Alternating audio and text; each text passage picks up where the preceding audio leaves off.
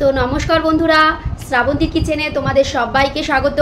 তো বন্ধুরা, আমি আগের দিন মানে মঙ্গলবার দিনকে হচ্ছে আমার জন্য একটা স্পেশাল দিন ছিল, কারণ সেদিনকে ছিল হচ্ছে রান্না পুজো।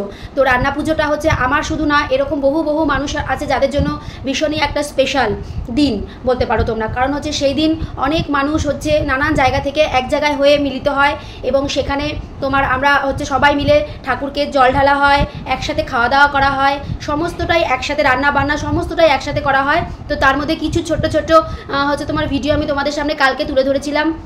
সবটা আমি পারিনি তুলে ধরতে, কারণ নেক্সট টাইম প্রচুর ভিড় হয়ে গেছিলো এবং খাওয়া দাওয়ার যেহেতু একটা অ্যারেঞ্জমেন্ট থাকে, তো সেই কারণে সেখানেও সবাই চলে যাওয়ার ফলে তো আমি ভিডিওটা ভালো মতন তোমাদের কাছে তুলে ধরতে পারিনি। তো যাই হোক বন্ধুরা, তাহলে এটা তো গেল কালকে দিনের কথা। আজকে হচ্ছে তোমাদের শ্রাবন্তী হোম ডেলিভারিতে কি কি মেনু হয়েছে সেগুলো তোমাদের সামনে আজকে আমি তুলে ধরবো। তার মধ্যে একটা রান্না করার আইটেমও আমি তোমাদের সামনে তুলে ধরতে চাই প্রত্যেক দিনের মতন। তো চলো দেখি যে আজকে আমাদের তাহলে হচ্ছে মেনুটা কি, যেটা আমি তোমাদেরকে দেখাবো, যেটা আমাদের আজকে শ্রাবন্তী হোম ডেলিভারির রান্না হয়েছে।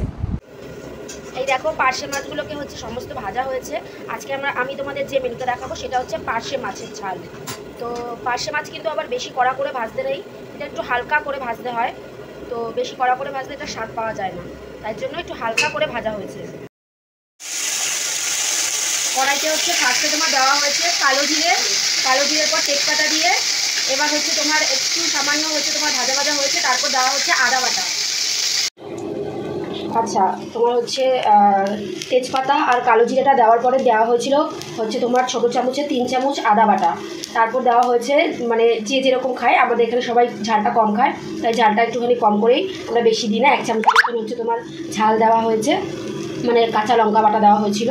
তারপর দেওয়া হয়েছে হলুদ আর সামান্য একটু কাশ্মীরি মির্চ মশলা দিয়ে এই যে পুরো মশলাটাকে এবার ভালো ভালো করে কষানো হচ্ছে। এটাকে ভালো করে এখন কষানো চলছে। কষানো হয়ে যাওয়ার পরে এটাতে দিতে হবে সামান্য পরিমাণে জল দিয়ে নিতে হবে। জল দিয়ে এটাকে ভালো করে আবার একটু নাড়ি দিয়ে, তুমি যে কোনো খাবারেই তোমরা যত বেশি সেটাকে ভালো করে কষাবে না, তত হচ্ছে তোমার রান্নাটা খেতে বেশি। আচ্ছা, এরপর মশলাটা যখন একটু কষে কষে আসছে, তারপর এখানে দেওয়া হবে হচ্ছে আলুটা অবশ্যই সেদ্ধ করে নিতে হবে। এখন কেউ তোমরা যদি চাও তাহলে ভেজেও নিতে পারো। এবার এক এক করে এইভাবে মাছগুলো দিয়ে দেওয়া হলো, দিয়ে এবার হচ্ছে তোমার এটাকে একটু ভালো করে মাছের গায়ে মশলাগুলোকে বেশ সুন্দর করে একটুখানি মাখিয়ে নিতে হবে।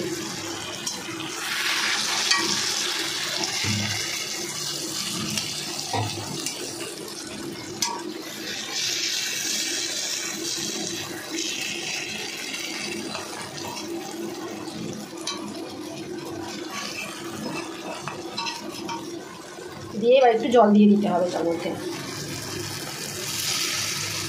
জলটা যদি তোমরা চাও তাহলে একটুখানি ফুটিয়ে গরম জল দিতে পারো, গরম জলটা দিলেই বেশি ভালো, না হলে ঠান্ডা জল দিতে পারো।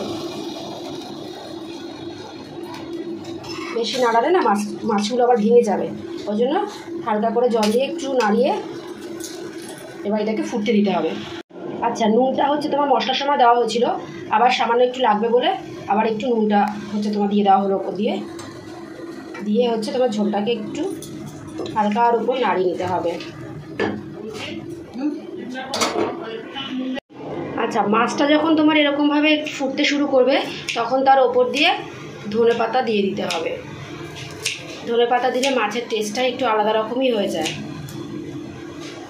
চারিদিক থেকে ধনেপাতা দিয়ে একটু ভালো করে মাছটাকে নাড়িয়ে পুরোপুরি ফুটে গেলে তারপর নামিয়ে ফেলতে হবে।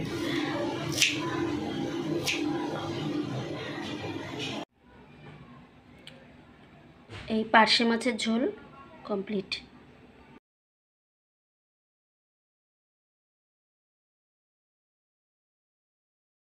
তো বন্ধুরা, আজকে আমাদের এই মেনুগুলো কেমন লেগেছে তোমরা কিন্তু জানিও।